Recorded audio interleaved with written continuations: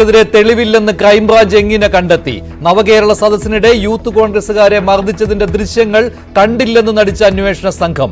ഗൺമാനും സഹപ്രതികൾക്കും clean chit നൽകിയതിനെതിരെ നിയമ നടപടി തുടരുമെന്ന് കോൺഗ്രസ്. ഡിജിപിയുടെ അന്വേഷണ റിപ്പോർട്ട് ഉടൻ മുഖ്യമന്ത്രിക്ക് നൽകും. ADGP MR അജിത് കുമാറിനെതിരെ നടപടിക്ക് സാധ്യത. റിപ്പോർട്ട് വരട്ടെ എന്ന് LDF കൺവീനർ. അദ്ദേഹം കുറ്റക്കാരനാണെങ്കിൽ തീർച്ചയായിട്ടും നടപടിയിലേക്ക് പോകും. എന്ത് നടപടി എന്നുള്ളത് അപ്പോൾ തീരുമാനിക്കേണ്ട കാര്യമാണ്.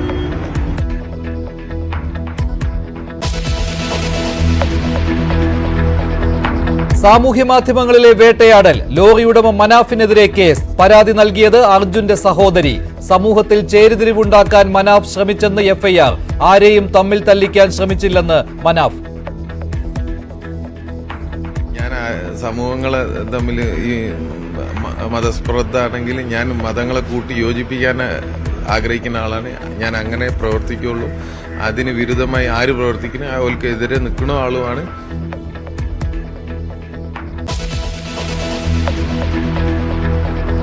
ലെബനനിലെ ഹിസ്ബുള്ള രഹസ്യാന്വേഷണ ആസ്ഥാനത്ത് വ്യോമാക്രമണവുമായി ഇസ്രയേൽ. ലക്ഷ്യമിട്ടത് നസ്രള്ളയുടെ പിൻഗാമി ഹാഷിം സഫൈദിനെയെന്ന് സൂചന. ആയത്തുള്ള അലി ഖമേനി ഇന്ന് പൊതുപ്രഭാഷണം നടത്തുമെന്ന് റിപ്പോർട്ട്.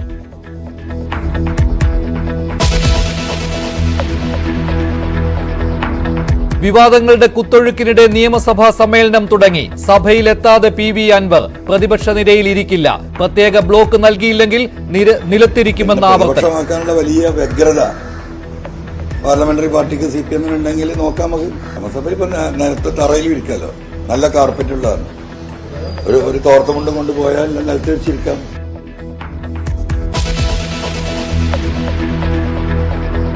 അൻവറിന്റെ കൈയും കാലും വെട്ടുമെന്ന് CPM മുദ്രാവാക്യം. പ്രകോപനം മലപ്പുറത്തെ റാലിക്കിടെ. തിരിച്ചടിക്കുമെന്ന് അൻവർ. ഫോൺ ചോർത്തിയതിന് അൻവറിനെതിരെ കേസ്.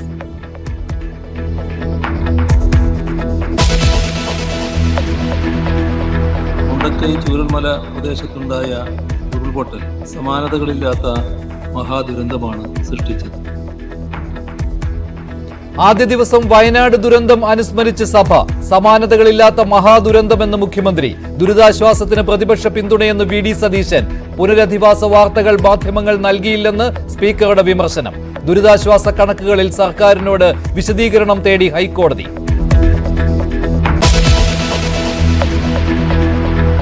മന്ത്രിയാക്കാത്തതിൽ പ്രതിഷേധം പരസ്യമാക്കി തോമസ് K തോമസ്. ശരത് പവാർ തീരുമാനിച്ചിട്ടും മുഖ്യമന്ത്രി സമ്മതിക്കാത്തതിൽ അമർഷം. തീരുമാനം മുഖ്യമന്ത്രി തുറന്നു പറയണമെന്ന് തോമസ് K തോമസ്. കാര്യമില്ലല്ലോ. ഇതിനെ കിട്ടാതിരിക്കണം. പാർട്ടിയുടെ ഔദ്യോഗികമായിട്ടുള്ള തീരുമാനമല്ലേ. അത് അതിനെ കിട്ടാതിരിക്കണം. അത് NCPക്ക് ആണുള്ളെങ്കിൽ NCPക്ക് അത് കിട്ടും.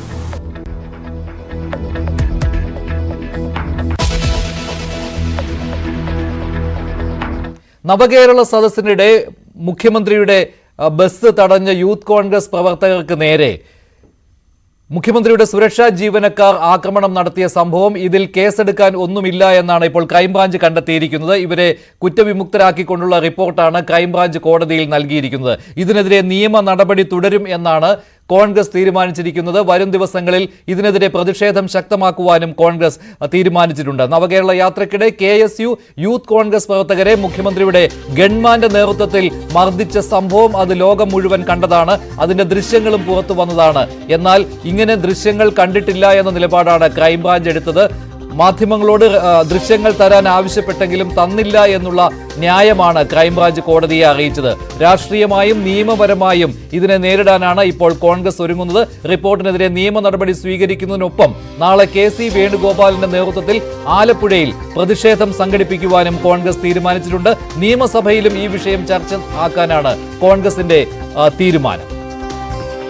കൂടുതൽ വിവരങ്ങളുമായി ശരണ്യ സ്നേഹജൻ ചേരുകയാണ് ആലപ്പുഴയിൽ നിന്ന്. ശരണ്യ, ഇക്കാര്യത്തിൽ ഈ ദൃശ്യങ്ങൾ ഉണ്ടായിട്ട് പോലും ഈ ദൃശ്യങ്ങൾ കിട്ടിയില്ല എന്നുള്ള ന്യായമാണല്ലോ ക്രൈംബ്രാഞ്ച് പറയുന്നത്.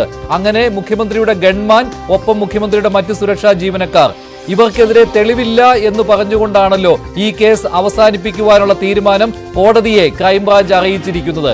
ഇതിനെതിരെ ഏത് രീതിയിൽ പ്രതികരിക്കുവാനാണ് ഇപ്പോൾ കോൺഗ്രസിന്റെ തീരുമാനം?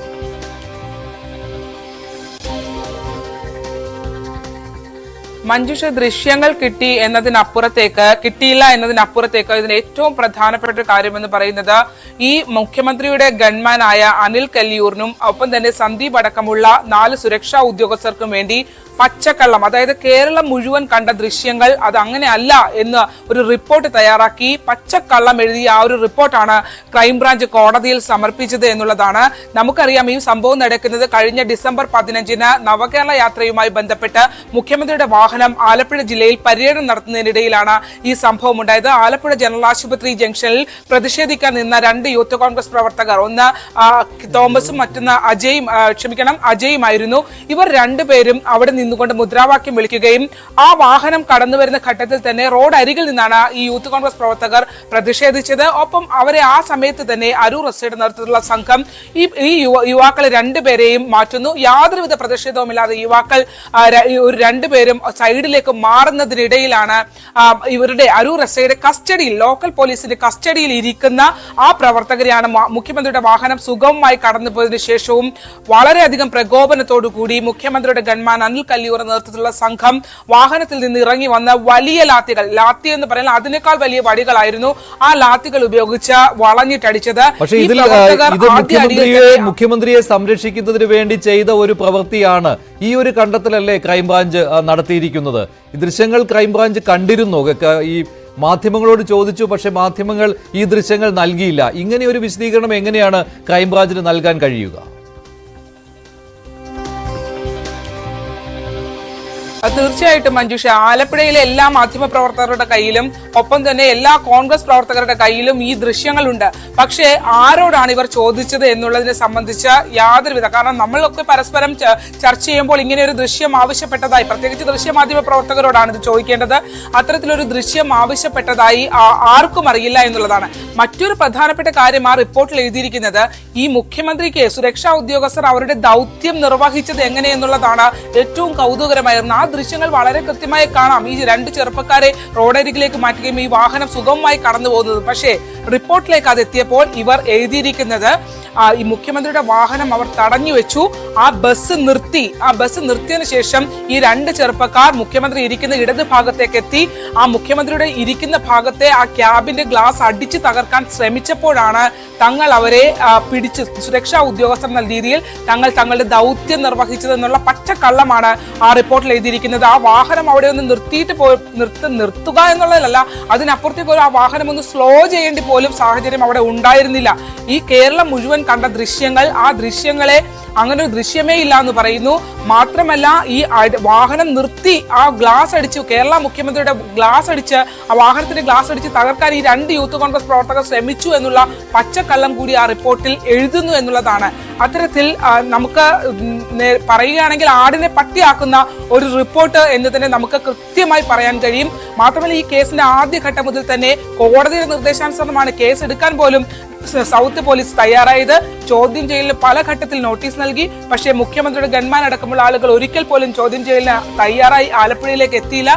സ്പെഷ്യൽ പ്രിവിലേജ് ഉള്ളത് കൊണ്ട് തന്നെ ഇവർക്ക് വേണ്ടി ആലപ്പുഴ എന്നുള്ള അന്വേഷണ സംഘം തിരുവനന്തപുരത്ത് പോയി കാത്തുകെട്ടിക്കടന്നാണ് ഇവരുടെ കയ്യിൽ നിന്ന് മൊഴി രേഖപ്പെടുത്തിയത്. ചോദ്യം ചെയ്യലിന് അങ്ങോട്ട് ചെന്ന് പോലീസ് ചെല്ലേണ്ട ഒരു സാഹചര്യം. തുടക്കം മുതൽ തന്നെ ഇതിൽ ഉഴപ്പുന്ന സമീപനമായിരുന്നു പോലീസ് സ്വീകരിച്ചത്. കോടതിയുടെ ഇടപെടലിനെ തുടർന്നാണ് ഇങ്ങനെ കേസെടുക്കാൻ പോലും തീരുമാനമുണ്ടായത്. ആ സംഭവത്തിലാണ് ഇപ്പോൾ തെളിവില്ല എന്ന കാരണം പറഞ്ഞുകൊണ്ട്, ശരണ്യ സ്നേഹത്തിനാണ് ആലപ്പുഴയിൽ നിന്ന് വിവരങ്ങൾ നൽകിയത്, തെളിവില്ല എന്നുള്ള കാരണം പറഞ്ഞുകൊണ്ടാണ് ഈ കേസ് എഴുതിത്തള്ളാൻ ക്രൈംബ്രാഞ്ച് തീരുമാനിച്ചിരിക്കുന്നത്. ഇതിനെതിരെ ശക്തമായ പ്രതിഷേധം സംഘടിപ്പിക്കുന്നതിന് വേണ്ടി കോൺഗ്രസ് തീരുമാനിച്ചിട്ടുണ്ട്.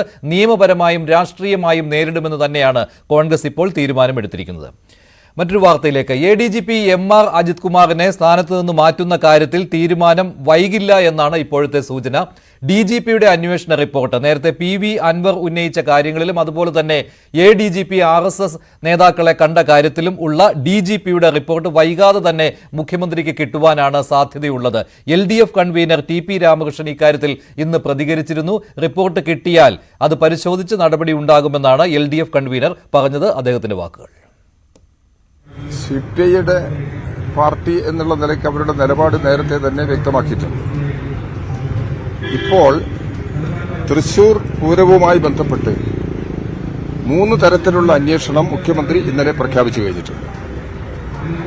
ആ അന്വേഷണം പ്രഖ്യാപിച്ച കൂട്ടത്തിൽ ADGPക്കെതിരായ നിലപാടും മുഖ്യമന്ത്രി വ്യക്തമാക്കിയിട്ടുണ്ട്. ഇപ്പോ തൃശൂർ പൂരം കൈകാര്യം ചെയ്യുന്നതിൽ ADGPക്ക് വീഴ്ച പറ്റിയിട്ടുണ്ട് എന്നുള്ളതാണ് ഇവിടെ ഉന്നത പോലീസ് ഉദ്യോഗസ്ഥന്റെ റിപ്പോർട്ടിൽ പറഞ്ഞിട്ടുള്ളത്, DGPയുടെ റിപ്പോർട്ടിൽ പറഞ്ഞിട്ടുള്ളത്. അതിന്റെ അടിസ്ഥാനത്തിൽ ഈ കാര്യം പരിശോധനയിലാണ്. പരിശോധന നടത്തി അദ്ദേഹം കുറ്റക്കാരനാണെങ്കിൽ തീർച്ചയായിട്ടും നടപടിയിലേക്ക് പോകും. എന്ത് നടപടി എന്നുള്ളത്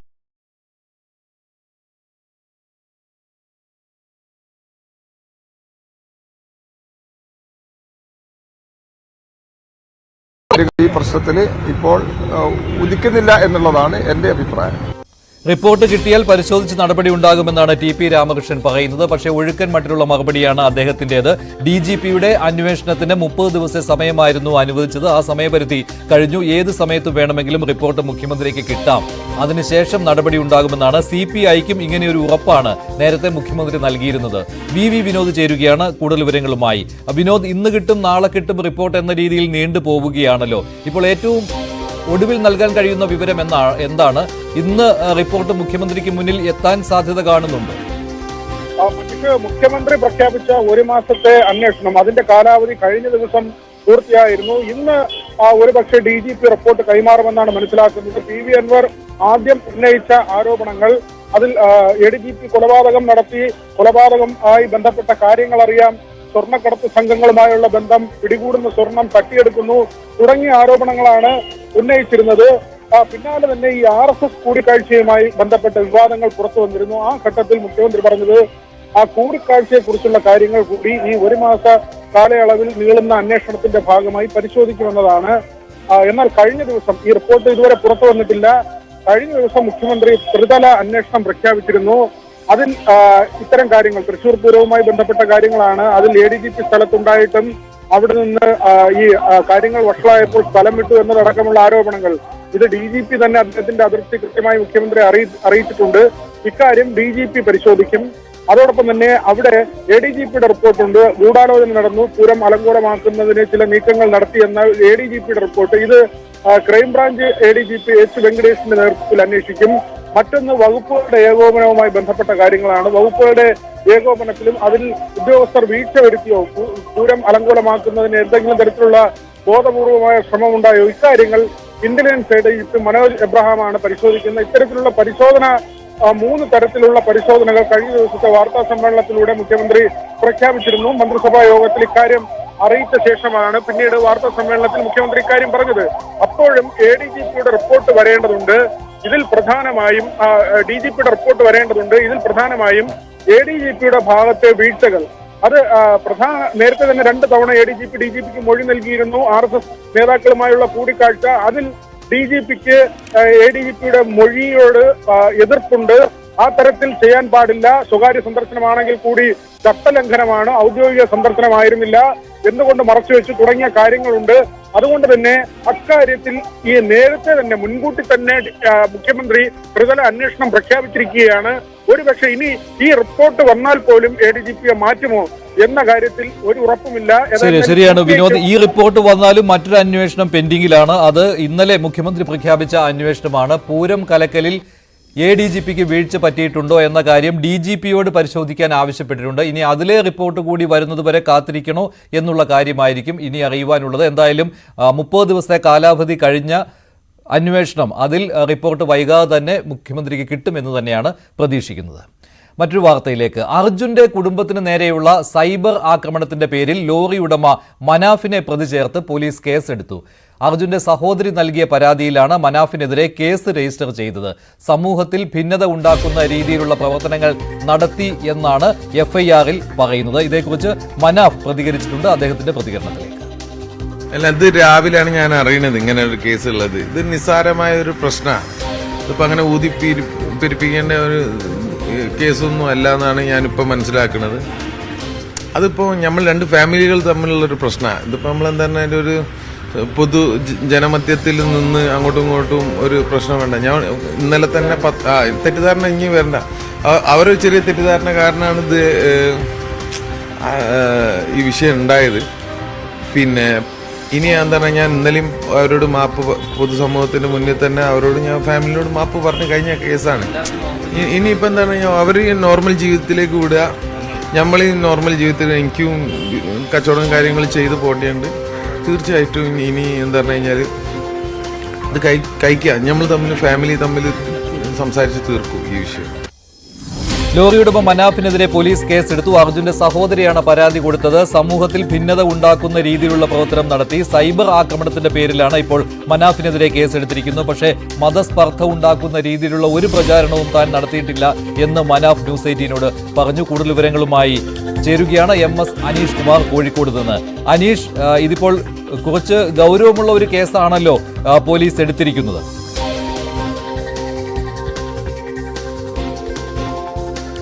തീർച്ചയായും നേരത്തെ തന്നെ ഈ മിഷൻ അർജുൻ നടക്കുന്ന സമയത്ത് തന്നെ കുടുംബത്തിനെതിരായ ചില സൈബർ ആക്രമണങ്ങളും യൂട്യൂബ് പേജുകളുടെ ഭാഗത്തു നിന്നുള്ള ചില കടന്നാക്രമണങ്ങളും ഒക്കെ ഉണ്ടായിരുന്നു. അത് നേരത്തെ തന്നെ കുടുംബം വെളിപ്പെടുത്തിയതാണ്. പക്ഷേ ഈ മനാഫിനെതിരായ വാർത്താ സമ്മേളനത്തിന് ശേഷം ഈ സൈബർ ആക്രമണത്തിന്റെ തോത് വലിയ തോതിൽ വർദ്ധിക്കുന്നു. നേരത്തെ 5% നടന്നതെങ്കിൽ ഇപ്പോൾ 150%-ലധികം സൈബർ ആക്രമണം നടക്കുന്നു എന്നാണ് ശ്രദ്ധേയം. അവരുടെ ഫോണിലേക്കും സമൂഹ മാധ്യമങ്ങളിലുമൊക്കെ ഈ ഇവർക്കെതിരായ കമന്റുകൾ കൊണ്ട് നിറയുന്ന സാഹചര്യം.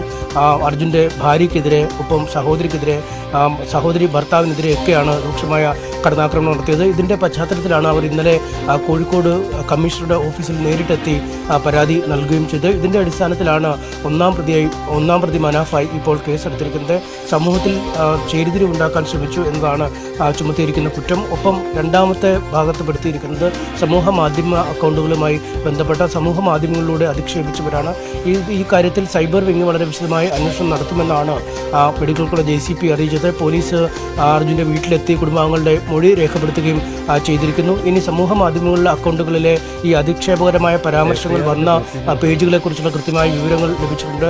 സ്ക്രീൻഷോട്ടുകൾ പോലീസിൻ്റെ കൈവശമുണ്ട്. ഇതനുസരിച്ച് ഈ ID-കൾ പരിശോധിച്ച് കേസെടുക്കും എന്നാണ് പോലീസ് അറിയിച്ചിരിക്കുന്നത്. എന്തായാലും രൂക്ഷമായ അധിക്ഷേപം നടക്കുന്നതുകൊണ്ട് തന്നെ ഈ അധിക്ഷേപങ്ങൾക്കൊരു ശമനമുണ്ടാക്കുക എന്നതും ഈ പോലീസിൻ്റെ കേസെടുക്കുന്ന ലക്ഷ്യമാണ് എന്ന് മനസ്സിലാക്കാൻ കഴിയുന്നു. കാരണം സ്ത്രീത്വത്തൊക്കെ അങ്ങേയറ്റം അപമാനിക്കുന്ന രീതിയിലും രണ്ട് മതങ്ങൾ തമ്മിൽ പ്രശ്നമുണ്ടാക്കാനും പര്യാപ്തമായ രീതിയിലുള്ള വാക്കുകൾ പോലും ഈ സമൂഹ മാധ്യമങ്ങളിൽ ഉണ്ട്. എന്തായാലും താൻ ഇത്തരത്തിൽ അപകീർത്തികരമായതോ അല്ലെങ്കിൽ മതങ്ങളെ തമ്മിലടിപ്പിക്കുന്നതായ ഒരു തരത്തിലുമുള്ള പരാമർശങ്ങൾ നടത്തിയിട്ടില്ല.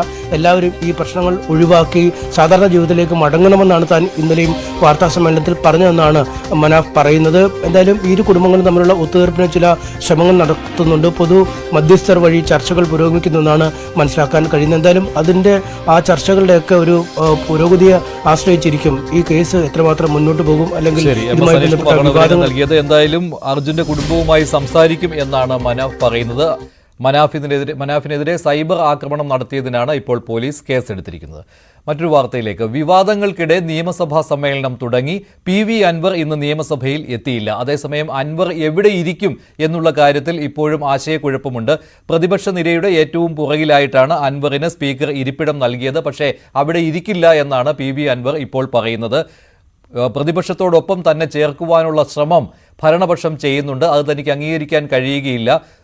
താൻ ആഗ്രഹിക്കുന്ന സീറ്റ് കിട്ടിയില്ലെങ്കിൽ തറയിലിരിക്കാം എന്നുള്ള നിലപാടാണ് PV അൻവറിന് ഉള്ളത്. അദ്ദേഹത്തിന്റെ വാക്കിലേക്ക്. എന്താ പറയാ, പ്രതിപക്ഷത്തേക്ക് എന്നെ മാറ്റിയിട്ടുണ്ടെങ്കിൽ അതിന്റെ ഉത്തരവാദിത്തം അവർക്ക് തന്നെയാണ്. ഞാൻ ആദ്യം പറഞ്ഞാൽ ഞാൻ അതിന്റെ മധ്യസ്ഥ നിലപാടായിരിക്കും, മധ്യസ്ഥ സീറ്റാണ് ഞാൻ ഉദ്ദേശിക്കുന്നത്. പിന്നെ പ്രതിപക്ഷമാക്കാനുള്ള വലിയ വ്യഗ്രത പാർലമെന്ററി പാർട്ടിക്ക് CPM ഉണ്ടെങ്കിൽ നോക്കാം. നമുക്ക് അവിടെ ഇരിക്കണോ വേണ്ടോ എന്നുള്ളത് നിയമ വിദഗ്ധരുമായി ഞാനൊന്ന് അന്വേഷിക്കട്ടെ, എന്താണ് അതിന്റെ സ്റ്റാറ്റസ് എന്ന്. എനിക്ക് സെപ്പറേറ്റ് സീറ്റ് വേണമല്ലോ, അങ്ങനെയാണെങ്കിൽ ഞാൻ കത്ത് കൊടുക്കും. അല്ല, ഞാൻ പ്രതിപക്ഷത്തിന്റെ കൂടെ ഇരിക്കാൻ ഞാൻ എന്തായാലും തയ്യാറാവില്ല. ഞാൻ പ്രതിപക്ഷത്തിന്റെ ഭാഗമല്ലല്ലോ. എന്നെ പാർലമെന്ററി പാർട്ടിയിൽ നിന്ന് പുറത്താക്കിയിട്ടുണ്ടെങ്കിൽ എനിക്ക് ഇൻഡിപെൻഡന്റ് ആയിട്ട് എന്നെ ഒരു ബ്ലോക്കാക്കി അവർ അനുവദിക്കുന്നത് നിയമപരമായിട്ട് ചെയ്യേണ്ടി വരും എന്നാണ് ഞാൻ മനസ്സിലാക്കുന്നത്. പിന്നെ നിയമസഭയിൽ ഇപ്പം നിലത്ത് തറയിൽ ഇരിക്കാമല്ലോ, നല്ല കാർപ്പറ്റുള്ളതാണ്. ഒരു തോർത്തമുണ്ടും കൊണ്ടുപോയാൽ നിലത്ത് വെച്ചിരിക്കാം. നിയമസഭാ കക്ഷിയിൽ നിന്ന് PV അൻവറിനെ പുറത്താക്കി എന്നുള്ള കാര്യം സ്പീക്കറെ ഔദ്യോഗികമായി LDF കൺവീനർ അറിയിച്ചിരുന്നു. ഇക്കാര്യത്തെക്കുറിച്ച് ഇന്ന് LDF കൺവീനർ TP രാമകൃഷ്ണൻ പ്രതികരിക്കുകയുണ്ടായി. അതിലേക്ക്. ഇപ്പോൾ ഇടതുപക്ഷ ജനാധിപത്യ മുന്നണിയുടെ ഭാഗത്ത് ഈ വിഷയം വന്നിട്ടില്ല. ഇടതുപക്ഷ ജനാധിപത്യ മുന്നണിയുടെ മുമ്പാകെ ഈ പ്രശ്നം വന്നിട്ടില്ല. വരുമ്പോൾ എന്ത് ഇക്കാര്യത്തിലുള്ള നിലപാട് എന്നുള്ളത് നമ്മൾ പരിശോധിച്ചിട്ട് ഞാൻ പറയാം. ഇടതുപക്ഷ ജനാധിപത്യ മുന്നണിയുടെ MLA ആണ് അദ്ദേഹം. MLA ആയിരുന്നു അദ്ദേഹം. അദ്ദേഹത്തിനെ ഇപ്പം ഇടതുപക്ഷ ജനാധിപത്യ മുന്നണിയിൽ നിന്ന് ഒഴിവാക്കിയിട്ടുണ്ട്. ഇടതുപക്ഷ ജനാധിപത്യങ്ങളുടെ ഭാഗമായി CPIMന്റെ പാർലമെന്ററി ബോർഡിൽ അംഗമായിരുന്നു. പാർലമെന്ററി പാർട്ടി കമ്മിറ്റിയിൽ അദ്ദേഹം അംഗമായിരുന്നു. പാർലമെന്ററി പാർട്ടി കമ്മിറ്റിയിൽ നിന്ന് അദ്ദേഹത്തെ ഒഴിവാക്കി കഴിഞ്ഞിട്ടുണ്ട്. നിയമസഭയിൽ അദ്ദേഹത്തിന് ഇടതുപക്ഷ ജനാധിപത്യ മുന്നണിയുടെ ബ്ലോക്കിൽ നിന്ന് അദ്ദേഹത്തെ ഒഴിവാക്കാൻ നിയമസഭാ സ്പീക്കർക്ക് പാർലമെന്ററി പാർട്ടി സെക്രട്ടറി എന്നുള്ള നിലയ്ക്ക് ഞാൻ എഴുതി കൊടുത്തു. അതിന്റെ അടിസ്ഥാനത്തിൽ ഇത് നടപ്പിലാക്കി കഴിഞ്ഞിട്ട് ഇന്ന് അദ്ദേഹത്തെ സഭയെ കണ്ടിട്ടില്ല. PV അൻവർ എവിടെ ഇരിക്കും എന്ന കാര്യത്തിൽ ആശയക്കുഴപ്പം തുടരുകയാണ്. പാർലമെന്ററി പാർട്ടി കമ്മിറ്റിയിൽ നിന്ന് അദ്ദേഹത്തെ ഒഴിവാക്കിയിട്ടുണ്ട് എന്നുള്ള കാര്യം LDF കൺവീനർ സ്പീക്കറെ രേഖാമൂലം അറിയിച്ചതാണ്. അതിനാൽ തന്നെ ഭരണപക്ഷ നിരയിൽ നിന്ന് അദ്ദേഹത്തെ മാറ്റി. അതേസമയം പ്രതിപക്ഷ നിരയിൽ പുറകിലായിട്ടാണ് PV അൻവറിന് പുതിയ സീറ്റ് നൽകിയിരിക്കുന്നത്. നജീബ് കാന്തപുരത്തിന് സമീപമാണ് അദ്ദേഹത്തിന് സീറ്റ് നൽകിയിരിക്കുന്നത്. എന്നാൽ ഇത് അംഗീകരിക്കാൻ കഴിയില്ലെന്ന് PV അൻവർ പറയുന്നു. ഇന്ന് നിയമസഭയിൽ PV അൻവർ എത്തിയിട്ടില്ല. അൻവറിനെതിരെ കേസെടുത്തിരിക്കുകയാണ് ഇപ്പോൾ മഞ്ചേരിയിൽ പോലീസ്. അരീക്കോട്ടെ മലബാർ സ്പെഷ്യൽ പോലീസ് ക്യാമ്പിൽ വെച്ച് ഫോൺ ചോർത്തി എന്ന പരാമർശം നടത്തിയതിനാണ് ഈ കേസ്. ഫോൺ ചോർത്തിയെന്നാരോപിച്ച് പോലീസ് ഉദ്യോഗസ്ഥരുടെ പേര് വിവരങ്ങളും അൻവർ പുറത്തുവിട്ടിരുന്നു. സ്പെഷ്യൽ ഓപ്പറേഷൻസ് ഗ്രൂപ്പ് കമാൻഡന്റിന്റെ പരാതിയിലാണ് ഇപ്പോൾ കേസ്. ഫോൺ ചോർത്തുന്നു എന്ന് പറഞ്ഞതിനെതിരെയാണ് കേസെന്നും ഫോൺ ചോർത്തുന്നതിൽ കേസില്ലെന്നും അൻവർ പ്രതികരിച്ചു. നമ്മളെന്ത് സീക്രട്ട് പുറപ്പെട്ട് അവിടെ ഇവര് ഫോൺ ചോർത്തുന്നുണ്ട്, ഇന്ന ഉദ്യോഗസ്ഥന്മാരാണ് അവിടെ ഉള്ളത്, പേരടക്കം നിങ്ങൾക്ക് തന്നല്ലേ, അത് പരിശോധിക്കണം എന്നാ ഞാൻ പറഞ്ഞു.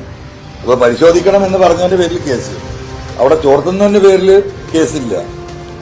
വളരെ നല്ല നീതിയല്ലേ? PV അൻവറിനെതിരെ പ്രകോപനപരമായ മുദ്രാവാക്യം വീണ്ടും മുഴക്കിയിരിക്കുകയാണ് CPM. ഇന്നലെ മലപ്പുറത്തായിരുന്നു റാലിയിൽ PV അൻവറിനെതിരെയുള്ള മുദ്രാവാക്യം വിളി. CPMന് നേരെ വന്നാൽ കൈയും കാലും വെട്ടുമെന്നായിരുന്നു ഈ മുദ്രാവാക്യം. മലപ്പുറം എടപ്പറ്റയിൽ ലോക്കൽ കമ്മിറ്റി സമ്മേളനത്തോടനുബന്ധിച്ച് നടന്ന റാലിയിലായിരുന്നു പ്രകോപനപരമായ മുദ്രാവാക്യം അൻവറിനെതിരെ പ്രവർത്തകർ മുഴക്കിയത്.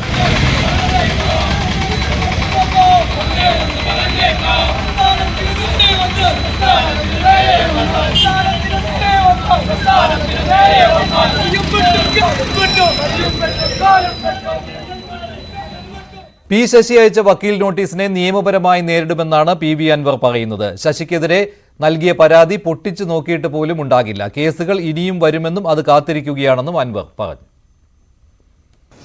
മറുപടി കൊടുക്കാം, ഉറപ്പല്ലേ? കേസുകൾ വന്നുകൊണ്ടേയിരിക്കും. കാരണം സംസ്ഥാനത്താകെ കേസ് കൊടുക്കാൻ അവര് വളരെ വിദഗ്ധരുമായി സംസാരിച്ച് അതിന് ആളുകൾ ഉണ്ടാക്കിക്കൊണ്ടിരിക്കുകയാണ്. ഏറ്റവും ചുരുങ്ങിയ 100 കേസെങ്കിലും പ്രതീക്ഷിക്കാം. അതാണ് ഇപ്പൊ എനിക്ക് കിട്ടിയിട്ടുള്ള വിവരങ്ങൾ. വിവാദങ്ങൾക്കിടെ നിയമസഭാ സമ്മേളനത്തിന് തുടക്കമായി. വയനാട്, കോഴിക്കോട് ജില്ലകളിലുണ്ടായ ഉരുൾപൊട്ടലിൽ ജീവൻ നഷ്ടപ്പെട്ടവർക്ക് ആദരാഞ്ജലി അർപ്പിച്ച് സഭ ആദ്യ ദിവസം പിരിയുകയായിരുന്നു. ഉറ്റവരെ നഷ്ടപ്പെട്ടവർക്കൊപ്പം സർക്കാർ ഉണ്ടാകുമെന്ന് സ്പീക്കർ AN ഷംസീറും സമാനതകളില്ലാത്ത മഹാദുരന്തമാണ് വയനാട്ടിൽ സംഭവിച്ചതെന്ന് മുഖ്യമന്ത്രി പിണറായി വിജയനും വ്യക്തമാക്കുകയുണ്ടായി. ദുരിതാശ്വാസത്തിന് പ്രതിപക്ഷത്തിന്റെ എല്ലാ സഹായവും BD സതീശനും വാഗ്ദാനം ചെയ്തു. വയനാട് ചൂരൽമലയിലെ ഉരുൾപൊട്ടലിൽ ജീവൻ നഷ്ടപ്പെട്ടവർക്ക് ഭരണ പ്രതിപക്ഷ ഭേദമന്യേ നിയമസഭയിൽ ചരമോപചാരം. കേരളത്തിന്റെ ഉണങ്ങാത്ത മുറിവാണ് വയനാട് ദുരന്തമെന്ന് സ്പീക്കർ. പുനരധിവാസവുമായി ബന്ധപ്പെട്ട വാർത്തകൾക്ക് മാധ്യമങ്ങൾ വേണ്ടത്ര പ്രാധാന്യം നൽകുന്നില്ലെന്നും സ്പീക്കറുടെ വിമർശനം. ദുരന്തത്തിന്റെയും രക്ഷാപ്രവർത്തനത്തിന്റെയും വാർത്തകൾ അഭിനന്ദനാർഹമായ രീതിയിലാണ് മാധ്യമങ്ങൾ നൽകിയത്. എന്നാൽ ഊർജിതമായി നടക്കുന്ന പുനരധിവാസ പ്രവർത്തനങ്ങളെ സംബന്ധിച്ച് വിശദാംശങ്ങൾ വേണ്ടത്ര പരിഗണന ലഭിക്കുന്നില്ല എന്നത് യാഥാർത്ഥ്യമാണ്. 1 മാസം തികയുന്നതിന് മുമ്പേ ദുരന്തബാധിതരെ ക്യാമ്പുകളിൽ നിന്ന് വാസസ്ഥലമുണ്ടാക്കി പുനരധിവസിപ്പിച്ചതിന് വലിയ വാർത്തയാവേണ്ട മാതൃകാപരമായ ഒരു കാര്യമായിരുന്നു. രാജ്യം കണ്ട ഏറ്റവും വലിയ മഹാദുരന്തമാണ് വയനാട്ടിലുണ്ടായതെന്ന് മുഖ്യമന്ത്രി പറഞ്ഞു. ദുരന്തം ശാസ്ത്രീയ വിശകലനത്തിന് വിധേയമാക്കും. അതിജീവിച്ചവരെ ചേർത്ത് പിടിച്ച് അവർക്ക് സുരക്ഷിതമായ ജീവിതം പുനഃസ്ഥാപിക്കാൻ അശ്രാന്ത പരിശ്രമത്തിലാണെന്നും മുഖ്യമന്ത്രി.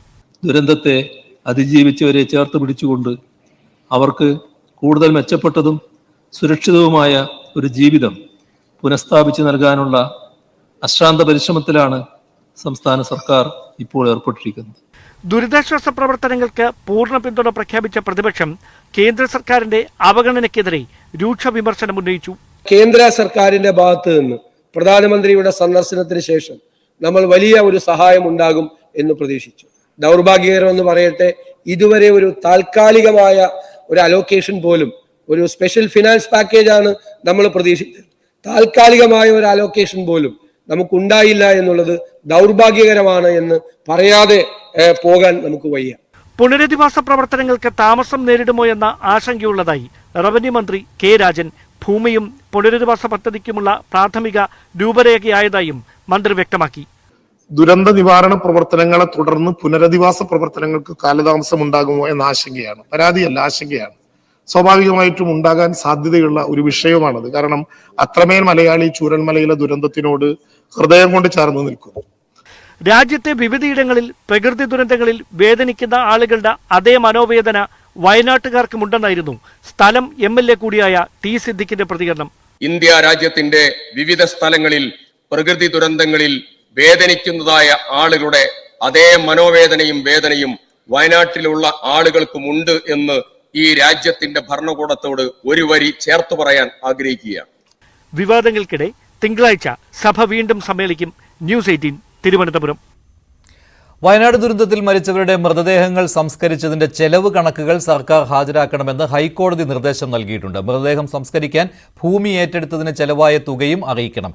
കേരളത്തിന് ദുരിതാശ്വാസ സഹായം നൽകുന്നതിൽ കേന്ദ്രം നിലപാട് അറിയിക്കണമെന്നും കേന്ദ്ര സർക്കാരിന് ഹൈക്കോടതി നിർദ്ദേശം നൽകിയിട്ടുണ്ട്. നിയമസഭാ സമ്മേളനം വെട്ടിച്ചുരുക്കി. സമ്മേളനം 15-ന് അവസാനിക്കും. വയനാട്, പാലക്കാട്, ചേലക്കര ഉപതെരഞ്ഞെടുപ്പ് വിജ്ഞാപനം അടുത്തയാഴ്ച ഉണ്ടായേക്കാനുള്ള സാധ്യത കൂടി കണക്കിലെടുത്താണ് സമ്മേളനം 3 ദിവസം നേരത്തെ അവസാനിപ്പിക്കുന്നത്. കാര്യോപദേശക സമിതി യോഗത്തിലാണ് ഈ തീരുമാനമെടുത്തത്. നിയമസഭാ സമ്മേളനത്തിൽ സ്വീകരിക്കേണ്ട തന്ത്രങ്ങൾ തീരുമാനിക്കാൻ ഇടതുമുന്നണിയുടെ നിയമസഭാ കക്ഷി യോഗം ഇന്ന് വൈകിട്ട് AKG സെന്ററിൽ ചേരും. അതിനു മുന്നോടിയായി CPM-ഉം CPI-യും നിയമസഭാ കക്ഷി യോഗങ്ങൾ വിളിച്ചിട്ടുണ്ട്.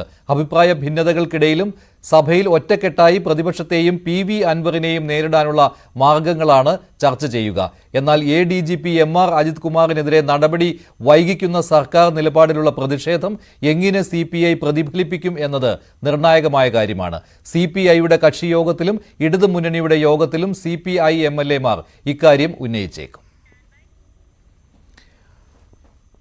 മുഖ്യമന്ത്രിയുടെ രാജി ആവശ്യപ്പെട്ട് സംസ്ഥാനത്ത് പലയിടത്തും പ്രതിപക്ഷ സംഘടനകളുടെ പ്രതിഷേധം തുടരുകയാണ്. യൂത്ത് ലീഗ് കണ്ണൂർ കമ്മീഷണർ ഓഫീസിലേക്ക് നടത്തിയ മാർച്ചിൽ സംഘർഷമുണ്ടായി.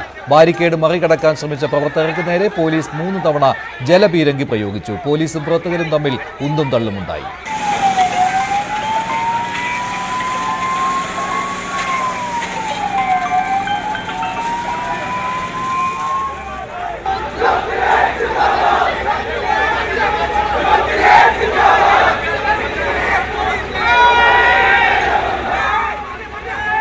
കൊച്ചിയിൽ BJP മാർച്ചിൽ സംഘർഷം. പോലീസ് ജലപീരങ്കി പ്രയോഗിച്ചു. പ്രവർത്തകരെ അറസ്റ്റ് ചെയ്തു നീക്കി.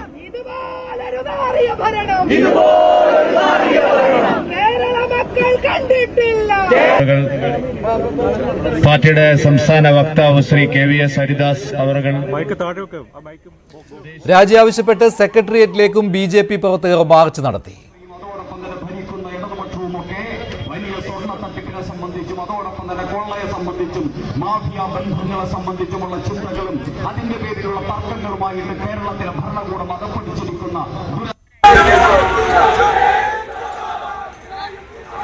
BJP ഇന്ന് സംസ്ഥാന വ്യാപകമായി പ്രതിഷേധ പ്രകടനങ്ങൾ നടത്തുകയായിരുന്നു. മുഖ്യമന്ത്രിയുടെ രാജി ആവശ്യപ്പെട്ടാണ് പ്രകടനം നടത്തിയത്. കൂടുതൽ വിവരങ്ങളുമായി തിരുവനന്തപുരത്ത് നിന്ന് VV വിനോദ്, കൊച്ചിയിൽ നിന്ന് ആജ്ഞ രവീന്ദ്രൻ എന്നിവർ ചേരുകയാണ്. ഇപ്പോൾ കാണുന്ന ദൃശ്യം കണ്ണൂരിൽ യൂത്ത് ലീഗിന്റെ പ്രതിഷേധ മാർച്ചാണ്. അതിനു നേരെ പോലീസ് ജലപീരങ്കി പ്രയോഗിച്ചതിന്റെ ദൃശ്യങ്ങളാണ്. BJP ഇന്ന് തിരുവനന്തപുരത്തും കൊച്ചിയിലുമാണ് ശക്തമായ പ്രതിഷേധം സംഘടിപ്പിച്ചത്. കൊച്ചിയിൽ ആജ്ഞ രവീന്ദ്രൻ ചേരുകയാണ്. ആജ്ഞ, പല സമയത്തും കൊച്ചിയിൽ പോലീസിനെതിരെ വാക്കേറ്റം ഉണ്ടായിരുന്നുവല്ലോ, ഇപ്പോൾ എന്താണ്, പ്രകടനം അവസാനിച്ചോ?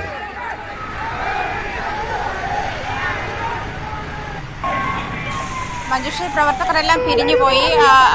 കുറച്ച്, അതായത് നേതാക്കന്മാരായ കുറെ ആളുകളെ, അതായത് പ്രതിഷേധത്തിന് നേതൃത്വം നൽകിയ കുറെ പേരെ പോലീസ് അറസ്റ്റ് ചെയ്ത് നീക്കുകയായിരുന്നു. അതിനിടയിൽ അറസ്റ്റ് നടക്കുന്നതിനിടയിലാണ് ഒരു പോലീസുകാരൻ ലാത്തികൊണ്ട് കുത്തി എന്നാരോപിച്ച്, പ്രവർത്തകനെ ലാത്തികൊണ്ട് കുത്തി എന്നാരോപിച്ച് വലിയ സംഘർഷത്തിലേക്ക് മാറിയത്. അത് പിന്നീട് BJP പ്രവർത്തകരും പോലീസും തമ്മിലുള്ള വലിയ വാക്കേറ്റത്തിലേക്ക് മാറുകയും അറസ്റ്റ് ചെയ്തവരെ, അതായത് പോലീസിന്റെ വാഹനത്തിലേക്ക് കയറ്റാതിരിക്കാനുള്ള എല്ലാ പ്രതിരോധ മുറകളും മറ്റു പ്രവർത്തകരും കൂടി നോക്കുന്ന ഒരു അവസ്ഥയിലേക്ക് മാറുകയും ചെയ്തു.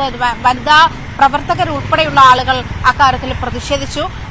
മാത്രമല്ല ഇപ്പോ മഞ്ജുഷ സൂചിപ്പിച്ചതുപോലെ സംസ്ഥാനമൊട്ടാകെ BJP സംസ്ഥാന സർക്കാരിനെതിരെ, അതായത് മുഖ്യമന്ത്രി രാജിവെക്കണമെന്ന് ആവശ്യപ്പെട്ടുകൊണ്ട് പ്രതിഷേധ പ്രകടനങ്ങൾ നടത്തിക്കൊണ്ടിരിക്കുകയാണ്. പലയിടത്തും തിരുവനന്തപുരത്തും കൊച്ചി ഉൾപ്പെടെയുള്ളിടത്ത് അതിശക്തമായ പ്രതിഷേധം തന്നെയായിരുന്നു BJP കൈക്കൊണ്ടത്. മാത്രമല്ല ഈ പ്രതിഷേധത്തിനിടയിൽ ജലപീരങ്കി പ്രയോഗിക്കുന്ന സാഹചര്യമുണ്ടായി. ജലപീരങ്കി പ്രയോഗിക്കുകയും ജലപീരങ്കി 3 റൗണ്ട് പൂർണ്ണമായും പ്രയോഗിച്ചു കഴിഞ്ഞ ശേഷവും BJP പ്രവർത്തകർ പിരിഞ്ഞു പോകാത്തതിനെ തുടർന്നാണ് പോലീസ് അറസ്റ്റ് നടപടികളിലേക്ക് നീങ്ങിയത്.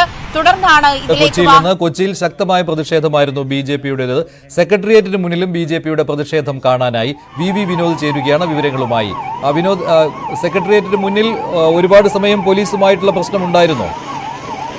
മഞ്ജുഷ്, തിരുവനന്തപുരത്ത് സെക്രട്ടേറിയറ്റിന് മുന്നിലായിരുന്നു BJPയുടെ പ്രതിഷേധ സമരം. സമാധാനപരമായിരുന്നു. ജലപീരങ്കിയോ ലാത്തിചാർജോ പോലുള്ള നടപടികളിലേക്ക് പോലീസിന് പോകേണ്ടി വന്നില്ല. V മുരളീധരനാണ് ഈ പ്രതിഷേധ ധർണ ഉദ്ഘാടനം ചെയ്തത്.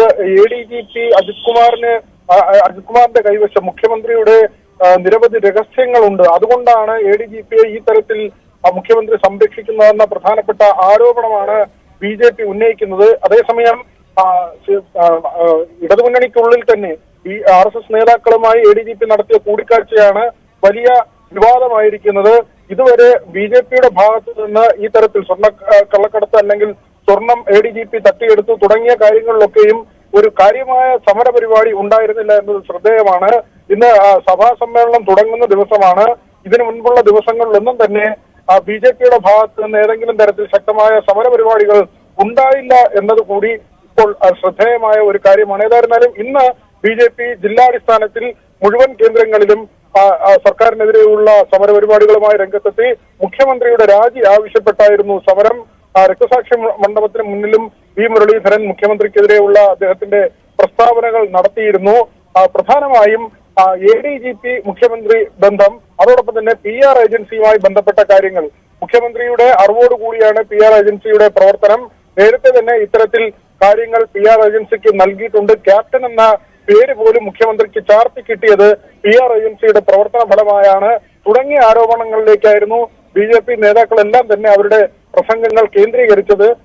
ADGPയും മുഖ്യമന്ത്രിയും തമ്മിൽ അവിശുദ്ധ ധാരണയുണ്ട് എന്നതിനപ്പുറത്തേക്ക് മറ്റ് വിവാദ വിഷയങ്ങൾ, അതായത് RSS നേതാക്കളുമായുള്ള കൂടിക്കാഴ്ച ഉൾപ്പെടെയുള്ള കാര്യങ്ങളുണ്ട്. അത്തരത്തിലുള്ള കാര്യങ്ങളിലേക്കോ അങ്ങനെ അതിൽ ADGPയെ അത്തരത്തിൽ ബന്ധപ്പെടുത്തിയുള്ള വാക്കുകളിലേക്കോ നേതാക്കളാരും പോയില്ല. BJP ദിവസങ്ങൾ നിശബ്ദമായിരുന്ന ശേഷമാണ് ഇന്ന് സമരപരിപാടികളിലേക്ക് എത്തിയതെന്നതും ശ്രദ്ധേയമാണ്. മഞ്ജുഷ്, ശരി, വിനോദാണ് വിവരങ്ങൾ നൽകിയത്. മറ്റൊരു പ്രധാനപ്പെട്ട വാർത്ത കൂടിയുണ്ട്, അതിന്റെ വിവരങ്ങളും VV വിനോദ് നൽകും.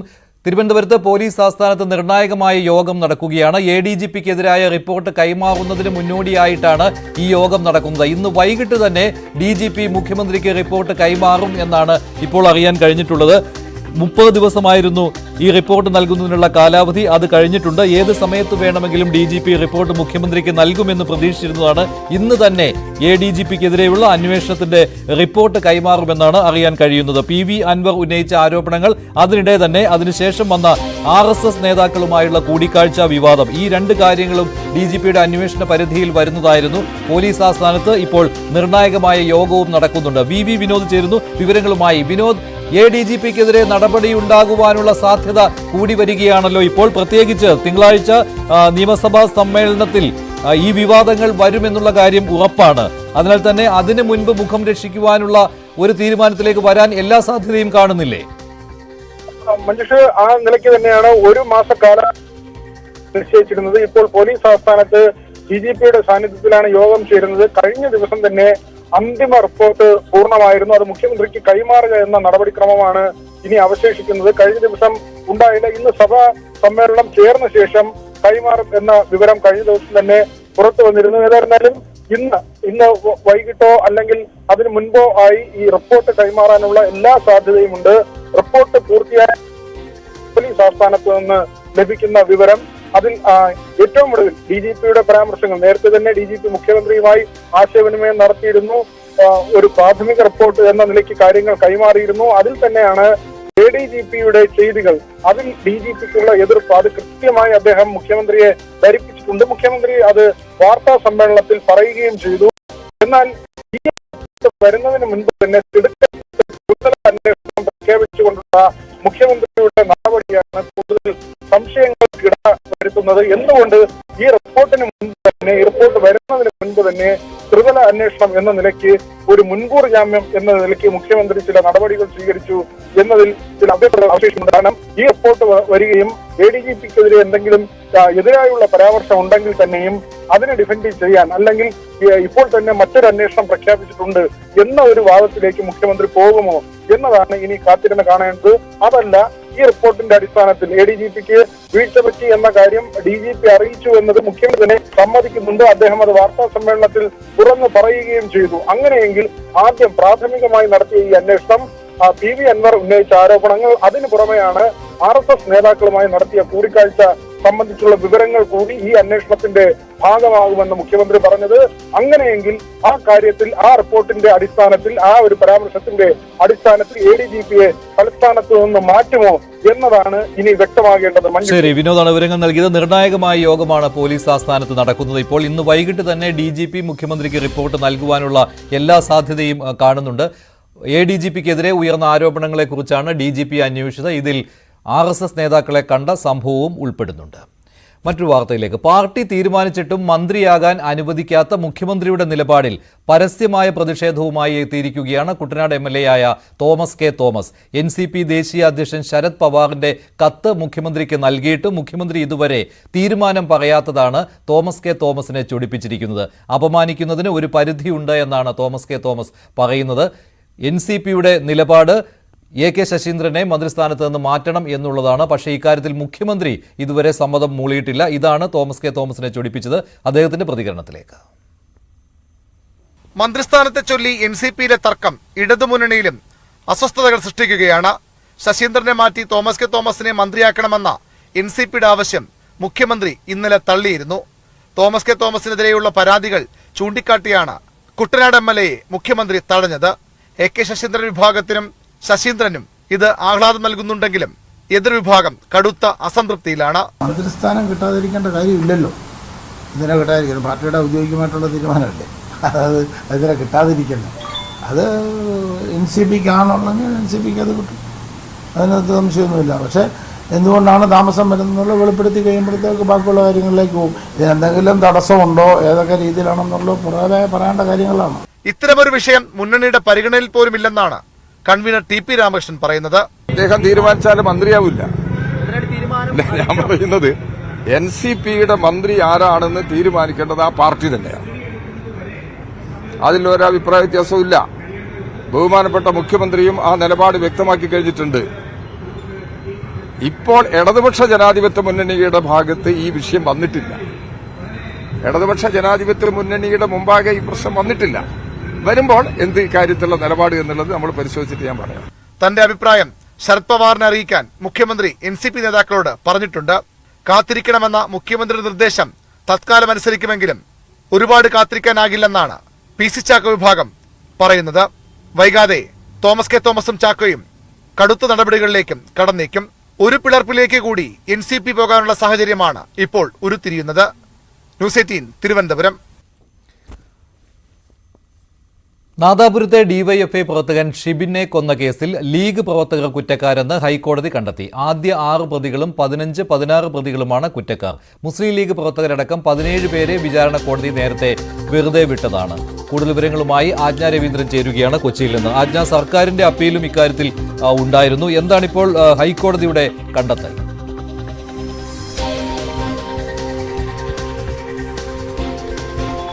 മഞ്ജുഷ, 2015 ജനുവരി 22-നാണ് തൂണേരി ഷിബിനെ കൊലപ്പെടുത്തുന്നത്. മുസ്ലിം ലീഗ് പ്രവർത്തകരാണ് ഈ കേസിലെ പ്രതികൾ. ഇതിൽ നേരത്തെ തന്നെ എരഞ്ഞിപ്പാലം സെഷൻസ് കോടതിയാണ് ഈ കേസുമായി ബന്ധപ്പെട്ടുള്ള പ്രതികളെ വെറുതെ വിടുന്ന നടപടിയിലേക്ക്, അതായത് പ്രോസിക്യൂഷന് തെളിവ് ഹാജരാക്കാൻ പരാജയപ്പെട്ടു എന്ന് കാണിച്ചാണ് കോടതി അത്തരത്തിലൊരു നടപടിയിലേക്ക് പോയത്. പക്ഷേ അതിനെതിരെ ഷിബിന്റെ പിതാവും അതുപോലെ സംഘർഷത്തിൽ പരിക്കേറ്റവരും സർക്കാരും ഉൾപ്പെടെ നൽകിയ അപ്പീലിലാണ് ഇപ്പോൾ ഹൈക്കോടതി അത് റിവൈസ് ചെയ്തിരിക്കുന്നത്. ഈ 15-ാം തീയതി ഇവർക്കുള്ള ശിക്ഷ വിധിക്കും. 1 മുതൽ 6 വരെയുള്ള പ്രതികളും 15-16 പേരും പ്രതികളും ഇതിൽ കുറ്റക്കാരാണെന്ന് കണ്ടെത്തിയിട്ടുണ്ട്. ഈ വരുന്ന 15-ാം തീയതി ഇവർക്കുള്ള ശിക്ഷാവിധി ഉണ്ടാകുമെന്നാണ് അറിയുന്നത്. ശരി, ആജ്ഞ രവീന്ദ്രനാണ് വിവരങ്ങൾ നൽകിയത്. നാദാപുരം തൂണേരിയിലെ DYFI പ്രവർത്തകൻ ഷിബിനെ കൊന്ന കേസിലെ ഹൈക്കോടതി വിധി സ്വാഗതം ചെയ്യുകയാണ് LDF കൺവീനർ TP രാമകൃഷ്ണൻ. തുടർ നടപടി സർക്കാർ ആലോചിക്കുമെന്നും TP രാമകൃഷ്ണൻ പറഞ്ഞു. എനിക്ക് അറിയാവുന്നൊരു കേസാണത്. വളരെ ക്രൂരമായി ഒരു DYFI പ്രവർത്തകനായിട്ടുള്ള ഒരു ഷിബിൻ എന്ന ചെറുപ്പക്കാരനെ കൊല ചെയ്ത സംഭവമാണത്. അത് ആ നാടിനെ ആകെ വലിയ തോതിലുള്ള പ്രക്ഷുബ്ധമായ അന്തരീക്ഷം സൃഷ്ടിച്ചതാണ്. ജനങ്ങളുടെ ഇടയിൽ സമാധാനം സ്ഥാപിക്കുന്നതിന് വേണ്ടി ഒരുപാട് ശ്രമങ്ങൾ നടത്തേണ്ടി വന്നിട്ടുണ്ട്. അപ്പം അത്തരം വികാരപരമായ കൊലപാതകമാണ്, വളരെ ക്രൂരമായി നടത്തിയിട്ടുള്ള ഒരു കൊലപാതകമാണ്. ആ കൊലപാതകത്തിൽ 6 പ്രതികളെ ശിക്ഷിച്ചിട്ടുണ്ട് എന്നുള്ളതാണ്. ഞാൻ വിധി പറഞ്ഞത് കേട്ടിട്ടില്ല. അങ്ങനെയാണെങ്കിൽ അത് അത്രയും സാഹുതമായ നടപടിയാണ്. ഇതിന്റെ തുടർ നിലപാട് എന്ത് എന്നുള്ളത്, നിയമപരമായ നിലപാട് എന്ത് എന്നുള്ളത് ഗവൺമെന്റ് തലത്തിൽ ആലോചിച്ച് തുടർ കാര്യങ്ങൾ, ഇനി അതിന്റെ മേലെ എല്ലാ പ്രതികൾക്കും മതിയായ ശിക്ഷ കിട്ടിയോ അതെല്ലാം പരിശോധിച്ച് ആവശ്യമായ നിലപാടുകൾ സ്വീകരിക്കേണ്ടതാണ്. തീർച്ചയായും ഗവൺമെന്റ്, കേരളത്തിന്റെ ആഭ്യന്തര വകുപ്പ് അത്തരം കാര്യങ്ങൾ പരിശോധിച്ചുകൊണ്ട് തന്നെ നിലപാടുകൾ സ്വീകരിക്കും. ഷിബിൻ വധക്കേസിൽ ലീഗ് പ്രവർത്തകർ കുറ്റക്കാരാണെന്നാണ് ഹൈക്കോടതി കണ്ടെത്തിയിരിക്കുന്നത്. നേരത്തെ വിചാരണ കോടതി ഇവരെ വെറുതെ വിട്ടതാണ്. ഇതിനെതിരെയുള്ള അപ്പീലുകൾ പരിഗണിച്ചാണ് ഹൈക്കോടതി DYFI പ്രവർത്തകനായിരുന്നു ഷിബിനെ കൊന്ന കേസിൽ ലീഗ് പ്രവർത്തകർ കുറ്റക്കാരാണെന്ന് വിധിച്ചത്. ശിക്ഷ ഈ മാസം 15-ന് വിധിക്കും. നടിയെ പീഡിപ്പിച്ച കേസിൽ നടൻ ഇടവേള ബാബു വീണ്ടും അന്വേഷണ സംഘത്തിന് മുന്നിൽ ഹാജരായിട്ടുണ്ട്. മുകേഷ്, മണിയൻപിള്ള രാജു എന്നിവരുടെ കേസുകളിൽ മൊഴി നൽകിയെന്ന് ഇടവേള ബാബു പറഞ്ഞു. സാക്ഷി പറയാമോ? അല്ല, അതല്ല, സാക്ഷി പറയാമെന്നോ? മണിയൻപിള്ളയുടെ മുകേഷ്. വിവരങ്ങളുമായി നവമി ദിനേശ് ചേരുകയാണ്. നവമി, പക്ഷേ ഇതിപ്പോൾ ഇടവേള ബാബു പറയുന്നത് മറ്റ് 2 കേസുകളിൽ സാക്ഷി പറയാൻ വന്നതാണ്. ഇതാണല്ലോ ഇടവേള ബാബുവിന്റെ വാക്കുകൾ. അതുപോലെ തന്നെ ഈ കേസിൽ നേരത്തെ ഇടവേള ബാബുവിനെ അറസ്റ്റ് ചെയ്യുകയും മുൻകൂർ ജാമ്യം ഉള്ളതിനാൽ വിട്ടയക്കുകയും ചെയ്തതാണല്ലോ.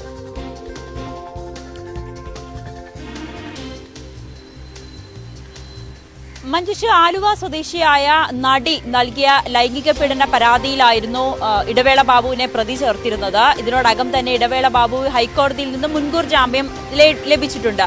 അതിനുശേഷമാണ് പ്രത്യേക അന്വേഷണ സംഘം ചോദ്യം ചെയ്തത്. ഈ ചോദ്യം ചെയ്യലിൽ അറസ്റ്റ് രേഖപ്പെടുത്തി വൈദ്യപരിശോധനയ്ക്ക് ശേഷം വിട്ടയക്കുന്ന സാഹചര്യമായിരുന്നു. അതിനുശേഷം ഇന്ന് വീണ്ടും വിളിപ്പിച്ചിട്ടുണ്ട്. ഈ ഒരു സാഹചര്യത്തിലാണ് ഇടവേള ബാബുവിനെതിരെ 2 കേസുകളാണ് പ്രധാനമായും ഉള്ളത്. ഒന്ന് ആലുവ സ്വദേശി നൽകിയ പരാതി, മറ്റൊന്ന് അമ്മ സംഘടനയിലേക്ക് അംഗത്വം നൽകാമെന്ന് പറഞ്ഞുകൊണ്ട് ഒരു ജൂനിയർ ആർട്ടിസ്റ്റിനോട് അപമര്യാദയെ പെരുമാറി. അങ്ങനെ 2 പരാതികളിലാണ് ഇപ്പോൾ ഇടവേള ബാബുവിനെതിരെ പ്രത്യേക അന്വേഷണ സംഘം കേസെടുത്ത് അന്വേഷിക്കുന്നത്. രാവിലെ അദ്ദേഹം തീരദേശ പോലീസ് ആസ്ഥാനത്ത് G. പൂങ്കുഴലിയുടെ നേതൃത്വത്തിലായിരുന്നു അദ്ദേഹത്തെ മൊഴിയെടുത്തത്. അദ്ദേഹം ആദ്യം നമ്മൾക്ക് ലഭിച്ച വിവരം അനുസരിച്ച് അദ്ദേഹത്തെ വിശദമായി ചോദ്യം ചെയ്യുന്നു. ഈ 2ാമത്തെ കേസിൽ വിശദമായി ചോദ്യം ചെയ്യുന്നു എന്നാണ്. പക്ഷേ അദ്ദേഹം ചോദ്യം ചെയ്യലിന് ശേഷം പുറത്തിറങ്ങി വന്നപ്പോൾ മാധ്യമങ്ങളോടായി പറഞ്ഞത് തന്നെ ചോദ്യം ചെയ്യാൻ വിളിപ്പിച്ചതല്ല, മുകേഷിനും മണിയൻപിള്ള രാജുവിനും എതിരായിട്ടുള്ള ലൈംഗികാരോപണ പരാതിയിൽ വിശദമായി തന്റെ മൊഴി രേഖപ്പെടുത്തുന്നതിന് വേണ്ടിയിട്ടാണ്. കാരണം ഈ 2 കാര്യങ്ങളിലും ഈ നടിമാർ നൽകുന്ന പരാതിയിൽ, അതായത് ഈ പരാതിക്കാർ പറയുന്ന സമയത്ത് ഇടവേള ബാബുവും ഇതിന് സാക്ഷിയായിരുന്നു എന്നാണ് ഇവർ നൽകിയ പരാതികളിൽ പറയുന്നത്. അതുകൊണ്ടാണ് ഈ 2 കേസുകളിലും മുകേഷിന്റേതായാലും ഈ അമ്മ സംഘടനയിൽ അംഗത്വം നൽകാമെന്ന് പറഞ്ഞുകൊണ്ട് ഈ നടിയോട് അപമര്യാദയെ പെരുമാറി എന്നുള്ളതിൽ അതിൽ ഇടവേള ബാബുവും ഇവിടെ പേരും ഈ പരാതിക്കാരി പരാമർശിച്ചിട്ടുണ്ടായിരുന്നു. അങ്ങനെ മറ്റൊന്ന് മണിയൻപിള്ള രാജുവിനെതിരായിട്ടുള്ള പരാതിയാണ്. അതൊരു സിനിമാ സെറ്റിൽ വെച്ച് മണിയൻപിള്ള രാജു മോശമായി പെരുമാറി എന്ന് പറയുന്നു. ആ സാഹചര്യത്തിലും ഇടവേള ബാബു ഉണ്ടായിരുന്നതായി പരാതിക്കാരി പറയുന്നുണ്ട്. ഈ ഒരു അടിസ്ഥാനത്തിലാണ് ഇപ്പോൾ ഇടവേള ബാബുവിന് വിശദമായ മൊഴിയെടുക്കുന്നതിന് വേണ്ടിയിട്ട് G. പൂങ്കുഴലി ഓഫീസിലേക്ക് വിളിച്ചു വരുത്തിയത്. ഏകദേശം 3 മണിക്കൂറാണ് മൊഴി രേഖപ്പെടുത്തി അദ്ദേഹത്തെ വിട്ടയച്ചത്.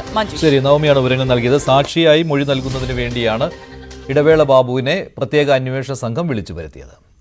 ലെബനനിൽ ഇസ്രായേലിന്റെ വ്യോമാക്രമണം തുടരുകയാണ്. ഏറ്റവും അവസാനത്തെ ആക്രമണം ഹിസ്ബുള്ളയുടെ രഹസ്യാന്വേഷണ കേന്ദ്രത്തിലേക്കായിരുന്നു. പുതിയ തലവനായ ഹാഷിം സഫെയ്ദിനെ ലക്ഷ്യമിട്ടാണ് ഇസ്രായേലിന്റെ വ്യോമാക്രമണം നടന്നത് എന്നാണ് സൂചന. വ്യോമാക്രമണത്തിൽ രഹസ്യാന്വേഷണ കേന്ദ്രം തകർന്നിട്ടുണ്ട്. പക്ഷേ ഹാഷിം സഫെയ്ദിന് അപകടമുണ്ടായോ എന്നതിൽ സ്ഥിരീകരണം വന്നിട്ടില്ല.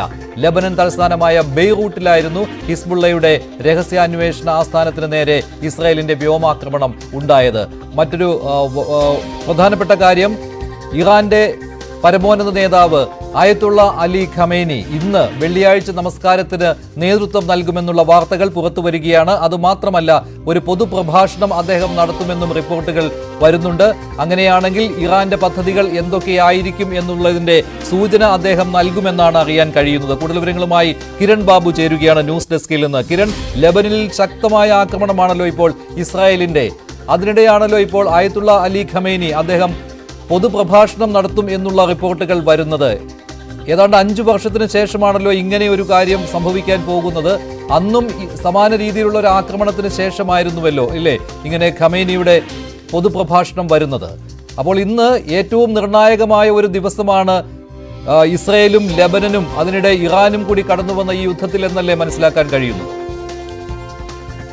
മഞ്ജുഷ്, അതുതന്നെയാണ് വളരെ പ്രധാനപ്പെട്ട ഒരു നീക്കമാണ് നടക്കുന്നത്. ഇന്ന് പ്രധാനമായും ആക്രമണത്തിന്റെ വിഷയത്തിൽ ഹിസ്ബുള്ളയുടെ തലവൻ നസറുള്ളയെ നേരത്തെ വധിച്ചതിന് ശേഷം ഇപ്പോൾ പുതിയ തലവനായി താൽക്കാലികമായി ചുമതലയേറ്റ ഹാഷിം സഫീദിനെ ലക്ഷ്യമിട്ടാണ് ഇസ്രയേൽ ആക്രമണം നടത്തിയത്.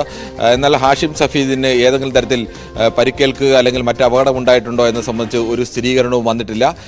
അവിടെ ബെയ്റൂട്ടിലുള്ള ഇന്റലിജൻസ് ആസ്ഥാനത്ത് ഭൂഗർഭ അറയിലായിരുന്നു അദ്ദേഹം ഉണ്ടായിരുന്നതെന്നാണ് അറിയുന്നത്. ഇതിനു നേരെയാണ് ആക്രമണം നടത്തിയത്. ഈ പ്രദേശത്തെ ആളുകളോട് ഒഴിഞ്ഞു പോകാൻ ഇസ്രായേൽ നിർദ്ദേശം നൽകിയിട്ടുണ്ട്. തുടർന്നും ഇതിന് നേരെ ഇന്റലിജൻസ് ആസ്ഥാനത്തിന് നേരെ ആക്രമണം ഉണ്ടാകും എന്നുള്ള സൂചനയാണ് നൽകുന്നത്. തെക്കൻ പ്രദേശത്തെ 20 നഗരങ്ങളിലെ ജനങ്ങളോടാണ് ഇപ്പോൾ ഒഴിഞ്ഞു പോകാൻ ഇസ്രായേൽ മുന്നറിയിപ്പ് നൽകിയിരിക്കുന്നത്. ആ പ്രദേശങ്ങളിലേക്കെല്ലാം കനത്ത ബോംബാക്രമണം ഉണ്ടാകും എന്നുള്ളത് തന്നെയാണ് സൂചന. ഈ പ്രദേശങ്ങളൊക്കെയും ഹിസ്ബുള്ളയുടെ പ്രധാനപ്പെട്ട കേന്ദ്രങ്ങളാണ്. ഹിസ്ബുള്ളയുടെ സൈനിക കേന്ദ്രങ്ങളടക്കമുള്ള സ്ഥിതി ചെയ്യുന്ന സ്ഥലങ്ങളാണ്. അപ്പോൾ അവിടേക്ക് കടുത്ത ആക്രമണം തന്നെ ഉണ്ടാവും എന്നുള്ള മുന്നറിയിപ്പ് തന്നെയാണ് ഇപ്പോൾ ഇസ്രായേൽ നൽകുന്നത്. അത്തരം ആക്രമണങ്ങൾ അവിടെ തുടരുകയുമാണ്. മരണസംഖ്യ സംബന്ധിച്ച് വ്യത്യസ്തമായ കണക്കുകളാണ് വരുന്നത്. ഏതെങ്കിലും രാജ്യം ഔദ്യോഗികമായ സ്ഥിരീകരണം നടത്തിയിട്ടില്ല. എന്നാൽ ലെബന്റെ ഭാഗത്തു നിന്ന് വരുന്നൊരു സ്ഥിരീകരണം, ലെബനും സിറിയയുമായിട്ടുള്ള അതിർത്തി റോഡ്, അന്താരാഷ്ട്ര അതിർത്തിയിലേക്ക് ഒരു റോഡാണുള്ളത്. ആ റോഡ് പൂർണ്ണമായും തകർന്നിരിക്കുന്നു. അങ്ങനെ പുറത്തേക്ക് പോകാനോ അല്ലെങ്കിൽ അകത്തേക്ക് വരാനോ അന്താരാഷ്ട്ര റോഡ് തകർന്നത് മൂലം അത്തരത്തിൽ ആയുധമാറ്റമോ അല്ലെങ്കിൽ മറ്റെന്തെങ്കിലുമുള്ള നീക്കങ്ങളോ ഉള്ളതിന് തടസ്സം ഏർപ്പെടുത്താൻ ഇപ്പോൾ ഇസ്രായേലിന് കഴിഞ്ഞിട്ടുണ്ട്. അതിൽ കാര്യത്തിൽ ഒരു സ്ഥിരീകരണം വന്നിട്ടുണ്ട്. മരണസംഖ്യ സംബന്ധിച്ച് ഇതുവരെയും സ്ഥിരീകരണം വന്നിട്ടില്ല. ഇതിനിടയിൽ നേരത്തെ മഞ്ജുഷ് സൂചിപ്പിച്ചതുപോലെ മറ്റൊരു പ്രധാനപ്പെട്ട സംഭവം എന്ന് പറയുന്നത് ഇന്ന് ഇറാന്റെ ആത്മീയ നേതാവ് ആയത്തുള്ള അലി ഖമേനി വെള്ളിയാഴ്ച നമസ്കാരത്തിന് നേതൃത്വം നൽകുന്നുണ്ട്. 5 വർഷത്തിന് ശേഷമാണ് അദ്ദേഹം വെള്ളിയാഴ്ച നമസ്കാരത്തിന് നേതൃത്വം നൽകുന്നത്. ഈ വെള്ളിയാഴ്ച നമസ്കാരത്തിന് ശേഷം അദ്ദേഹം അവിടെ കൂടുന്ന വിശ്വാസികളോടായി സംസാരിക്കും, ഒരു പ്രഭാഷണം നടത്തുന്നുണ്ട്. അത് സംസ്കാരത്തിൻ്റെ ഭാഗമായ പ്രഭാഷണമാണ്. ഈ പ്രഭാഷണത്തെ ഒരു ആത്മീയ പ്രഭാഷണം എന്നതിനപ്പുറത്തേക്ക് നിലവിലത്തെ രാഷ്ട്രീയ സാഹചര്യത്തിൽ ഇറാന്റെ നിലപാട് എന്താവും ഇറാൻ ഇസ്രായേലിനും ലോകത്തോടും കൊടുക്കാനുള്ള മറുപടി, അല്ലെങ്കിൽ ഇനിയും കൂടുതൽ ആക്രമണം ഉണ്ടാകുമോ, ചെറുത്തുനിൽപ്പുണ്ടാകുമോ, ഹിസ്ബുള്ളയെ സംബന്ധിച്ച് ഏതെങ്കിലും തരത്തിൽ നിലപാട് മയപ്പെടുത്താനുള്ള സാധ്യതയുണ്ടോ, ഹിസ്ബുള്ളയെ അനുകൂലിക്കുന്ന നിലപാട് കൊണ്ട് ഇറാന് കൂടുതൽ നഷ്ടമുണ്ടാകാൻ സാധ്യതയുണ്ട്, അതുകൊണ്ട് നിലപാട് മയപ്പെടുത്താം എന്ന് ഒരു വിഭാഗം ചൂണ്ടിക്കാണിക്കുന്നുണ്ട്. എന്നാൽ അങ്ങനെയല്ല, അതിശക്തമായ തിരിച്ചടിക്കും പ്രതിരോധത്തിനും തന്നെയാവും ഇറാൻ ഒരുങ്ങുന്നത് എന്നുള്ള സൂചനകളുമുണ്ട്. എന്തായിരിക്കും ഇറാനെ സംബന്ധിച്ചുള്ള ഔദ്യോഗിക നിലപാട് എന്നുള്ളത് ഖമേനിയുടെ പ്രസംഗത്തിൽ നിന്ന് വ്യക്തമാവും. ലോകവും ഐക്യരാഷ്ട്രസഭയും അടക്കം ഈ പ്രസംഗത്തിൽ എന്താണ് അദ്ദേഹം പറയുന്നത് എന്നത് ആകാംക്ഷപൂർവ്വം കാത്തിരിക്കുകയാണ്. ഏതാനും മണിക്കൂറുകൾക്കുള്ളിൽ തന്നെ ഈ പ്രസംഗം ആരംഭിക്കും എന്നാണ് പ്രതീക്ഷിക്കുന്നത്. ഇനി ഇറാൻ സമയമനുസരിച്ച് ഇന്ത്യൻ സമയമനുസരിച്ച് ഏകദേശം 2 മണിക്കൂറിനുള്ളിലാണ് ഇത് നടക്കേണ്ടത്. ആ ഒരു പ്രസംഗത്തിൽ അറിയാം ഇറാൻ ഇനി തുടർ നീക്കം എന്താവും എന്നുള്ളത്. ശരി, 5 വർഷത്തിന് ശേഷമാണ് ഇത്തരമൊരു പ്രഭാഷണത്തിന് ഇറാന്റെ ആത്മീയ നേതാവായ ആയത്തുള്ള അലി ഖമേനി തയ്യാറെടുക്കുന്നത്. അതിനാൽ തന്നെ എന്താണ് ഇതിന് പിന്നിൽ എന്നുള്ള കാര്യം ഇപ്പോൾ ലോകം ആകാംക്ഷയോടെ ഉറ്റുനോക്കുകയാണ്. അതിനിർണായകമായ ദിവസമാണ് ഇന്ന് പശ്ചിമേഷ്യയിലെ ഈ സംഘർഷത്തിൽ ഉള്ളത്. മറ്റൊരു വാർത്തയിലേക്ക്. 1968 വിമാനാപകടത്തിൽ മരിച്ച സൈനികൻ തോമസ് ചെറിയാന്റെ മൃതദേഹം പൊതുദർശനത്തിന് വെച്ച ശേഷം പത്തനംതിട്ട കാരൂർ സെന്റ് പീറ്റേഴ്സ് ദേവാലയത്തിൽ എത്തിച്ചു. പ്രത്യേകം തയ്യാറാക്കിയ കല്ലറയിൽ സൈനിക ബഹുമതികളോടെയായിരിക്കും സംസ്കാരം. ശശി നാരായണൻ ചേരുകയാണ് പത്തനംതിട്ടയിൽ നിന്ന്. ശശി, എന്തൊക്കെയാണ് വിവരങ്ങൾ? മഞ്ജുഷ, അല്പസമയത്തിനകം തന്നെ സംസ്കാര ചടങ്ങുകൾ നടക്കും. ഇപ്പോൾ കാരൂർ സെന്റ് പീറ്റേഴ്സ് ദേവാലയത്തിലാണ് തോമസ് ചെറിയാന്റെ ഭൗതിക ശരീരം എത്തിച്ചിട്ടുള്ളത്. ഇവിടെ അവസാനഘട്ട ശുശ്രൂഷകൾ നടക്കുകയാണ്. അതിനുശേഷം സൈനിക ബഹുമതിയിലൂടെ മൃതദേഹം സംസ്കരിക്കും. അതിനുള്ള ക്രമീകരണങ്ങളെല്ലാം ഇടവകയുടെ നേതൃത്വത്തിലും അതുപോലെ തന്നെ സൈന്യത്തിന്റെ നേതൃത്വത്തിലും പള്ളിയിൽ ക്രമീകരിച്ചിട്ടുണ്ട്. ഏതായാലും ഒരു 56 വർഷങ്ങൾക്ക് ശേഷം 22 വയസ്സ് മാത്രമുള്ള സമയത്താണ് ഈ തോമസ് ചെറിയാൻ വിമാനാപകടത്തിൽ മരണപ്പെടുന്നത്. അതിനുശേഷമുള്ള മരണത്തിന് ശേഷം മടങ്ങി വരവാണ് ഇപ്പോൾ സ്വാഭാവികമായും ഈ നാട്ടിലെ ആളുകളെ സംബന്ധിച്ചും ഈ പ്രദേശവാസികളെ സംബന്ധിച്ചും വളരെ വലിയ ഒരു വേദന ഉണ്ടെങ്കിൽ തന്നെ ആ കുടുംബത്തിൽ തന്നെ തിരികെ എത്തി ആ കല്ലറയിൽ അടക്കം ചെയ്യാൻ ഒരു ഭാഗ്യം കൂടി ലഭിച്ചു എന്നുള്ള കാര്യം കൂടി ഈ അവസരത്തിൽ നാട്ടുകാർ പങ്കുവെക്കുന്നുണ്ട്. കുടുംബാംഗങ്ങളും ഒപ്പം തോമസ് റിയാന്റെ കുടുംബാംഗങ്ങൾ അടക്കം ഇക്കാര്യം പങ്കുവെക്കുന്നുണ്ട്. പക്ഷേ വേദനയുണ്ടെങ്കിലും ഒപ്പം സന്തോഷം ആ കുടുംബം പങ്കുവെക്കുന്നുണ്ട്. കാരണം 22 വയസ്സ് മാത്രമുള്ള 18ാമത്തെ വയസ്സിലാണ് നാട്ടിൽ നിന്നും ജോലിക്കായി പോവുകയും വിമാനാപകടത്തിൽ മരണപ്പെടുകയും ചെയ്തത്. പിന്നീട് തോമസ് റിയാനെ കാണാനോ മറ്റു കാര്യങ്ങൾ ആശയവിനിമയം നടത്താനോ ഒന്നും പറ്റിയിട്ടില്ല.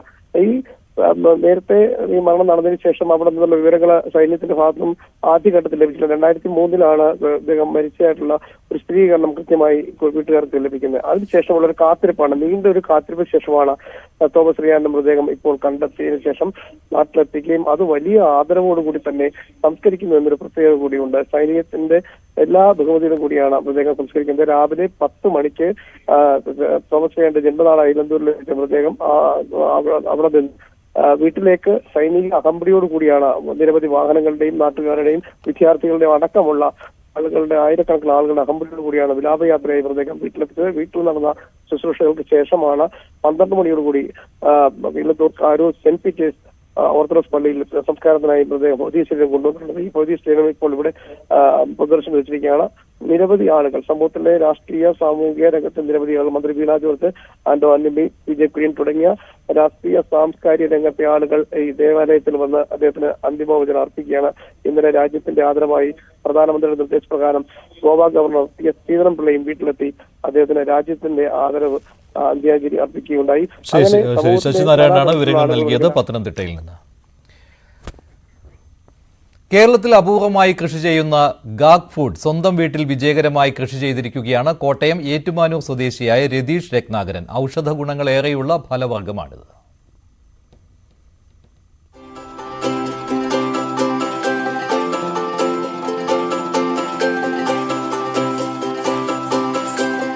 ഒരു വർഷം മുൻപ് തോന്നിയ ഒരു കൗതുകമാണ് രതീഷിനെ ഒന്നാം തരം ഒരു ഗാഗ് കൃഷിക്കാരനാക്കി മാറ്റിയത്. വീടിന്റെ ടെറസ് നിറയെ ഇന്ന് ഔഷധ ഗുണമുള്ള ഈ ഫലവർഗം കീഴടക്കി കഴിഞ്ഞു. ജീവിതശൈലി രോഗങ്ങൾ, മറ്റേ നമ്മുടെ ഷുഗർ അടക്കമുള്ള, കൊളസ്ട്രോൾ അടക്കമുള്ള, ഹൃദയാരോഗ്യത്തിനടക്കമുള്ള omega-3, omega-6, ബീറ്റാ കരോട്ടിൻ, നമ്മുടെ ബോഡിക്ക് ആവശ്യമുള്ള ബീറ്റാ കരോട്ടിൻ അടക്കമുള്ള നിരവധിയായ വിറ്റാമിൻ C അടക്കമുള്ള ഒരുപാട് വിറ്റാമിൻസുകളുടെ കലവറ തന്നെയാണ്. അതുകൊണ്ടാണ് ഇതിനെ സ്വർഗത്തിലെ പഴം എന്നറിയപ്പെടുന്നത്. ചെടിയൊന്ന് പിടിച്ചു കിട്ടാൻ ഒരൽപ്പം ബുദ്ധിമുട്ടാണ്. പക്ഷേ വേരുറച്ചു കഴിഞ്ഞാൽ കാര്യങ്ങൾ എളുപ്പമാണ്. 2 മാസമെങ്കിലും വേണം ഒരു പഴം പാകമാകാൻ. കാര്യമായ വളപ്രയോഗമൊന്നും വേണ്ട എന്നതും ഗാഗ് കൃഷിയുടെ ഗുണമാണ്.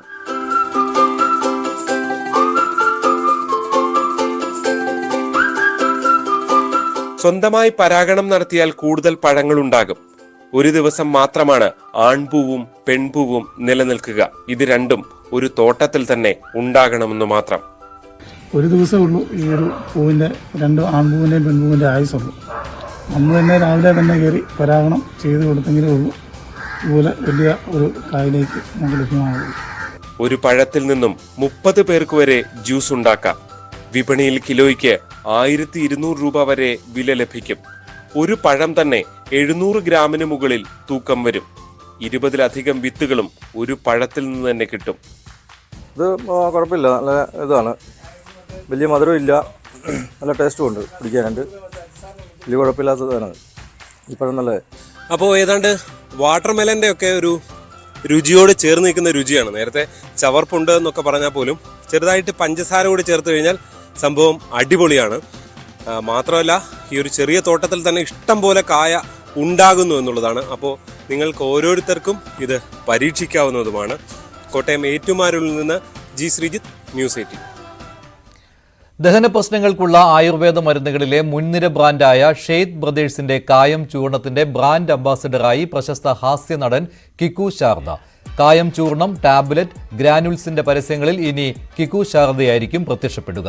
കായം ചൂർണ ബ്രാൻഡ് അംബാസിഡറാകാൻ കഴിഞ്ഞതിൽ ത്രില്ലിലാണെന്ന് കിക്കു ശാരദ പറഞ്ഞു. ദഹന പ്രശ്നങ്ങൾക്കുള്ള മരുന്നായ കായം ചൂർണം ലക്ഷക്കണക്കിന് ആളുകളുടെ വിശ്വാസം നേടിയിട്ടുണ്ടെന്ന് ഷെയ്ദ് ബ്രദേഴ്സിന്റെ സാരഥികളായ മോഹിത് ഷേത്ത്, വേദാന്ത് ഷേത്ത്, ഫലക് ഷേത്ത് എന്നിവർ പറഞ്ഞു. കഴിഞ്ഞ മാസം മുംബൈയിൽ ചിത്രീകരണം പൂർത്തിയായ പരസ്യ ചിത്രങ്ങൾ ഉടൻ മാധ്യമങ്ങളിൽ നൽകി തുടങ്ങും.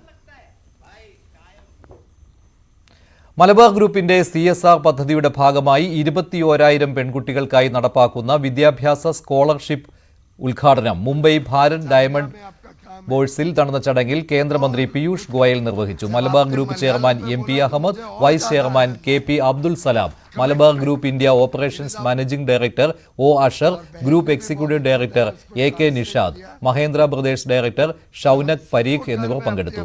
Malabar gold hunger free world പദ്ധതി പ്രകാരം ഇന്ത്യയിലെ 16 സംസ്ഥാനങ്ങളിലെ 80 നഗരങ്ങളിലായി ദിനംപ്രതി 50,000 പേർക്ക് ഭക്ഷണ പൊതികൾ വിതരണം ചെയ്യുന്നുണ്ട്. നിർധനരും അഗതികളുമായ സ്ത്രീകളെ സൗജന്യമായി സംരക്ഷിക്കുന്നത് ഗ്രാൻഡ്മ ഹോം പദ്ധതിയും മലബാർ ഗ്രൂപ്പ് തുടങ്ങിയിട്ടുണ്ട്. ബംഗളൂരുവിലും ഹൈദരാബാദിലുമാണ് ഇപ്പോൾ ഗ്രാൻഡ്മ ഹോം ഉള്ളത്. Kerala advertising agencies association Ernakulam Alappuzha സോണിന്റെ നേതൃത്വത്തിൽ കുടുംബ സംഗമം നടന്നു. വിവിധ മേഖലകളിലെ മികവ് തെളിയിച്ചവരെ ആദരിച്ചു. ജില്ലാ പഞ്ചായത്ത് പ്രസിഡന്റ് മനോജ് മൂത്തേടൻ സമ്മേളനം ഉദ്ഘാടനം ചെയ്തു. സോൺ പ്രസിഡന്റ് KV കൃഷ്ണകുമാർ അധ്യക്ഷനായിരുന്നു. സംസ്ഥാന president Raju Menon, zone secretary Prajeesh OP, treasurer Bino Paul, സംസ്ഥാന ഭാരവാഹികളായ Johns Valappila, Sandeep Nair, AT Rajeev, Shine Paul തുടങ്ങിയവർ സംസാരിച്ചു. വിവിധ കലാപരിപാടികളും മത്സരങ്ങളും ഉണ്ടായിരുന്നു. ഇനി സ്വർണം വെള്ളി നിരക്കുകൾ കൂടി നോക്കാം. കവിത ഗോൾഡ് ആൻഡ് ഡയമണ്ട്സ് ഇന്നത്തെ സ്വർണം വെള്ളി നിരക്കുകൾ നിങ്ങൾക്കായി സമർപ്പിക്കുന്നത് Kavitha gold and diamonds. Choose your special. 22 carat ഗ്രാമിന് 7,080, പവന് 56,640. 18 ക്യാരറ്റ് ഗ്രാമിന് 5,885, പവന് 47,080. വെള്ളി ഗ്രാമിന് 99, കിലോയ്ക്ക് 99,000. കവിത ഗോൾഡ് ആൻഡ് ഡയമണ്ട്സ് ഇന്നത്തെ സ്വർണം വെള്ളി നിരക്കുകൾ നിങ്ങൾക്കായി സമർപ്പിക്കുന്നത് Kavitha gold and diamonds. Choose your special. ഇടവേളയ്ക്ക് ശേഷം സ്പോട്ട് ലൈവ് എൽദോ പോൾ ചേരും.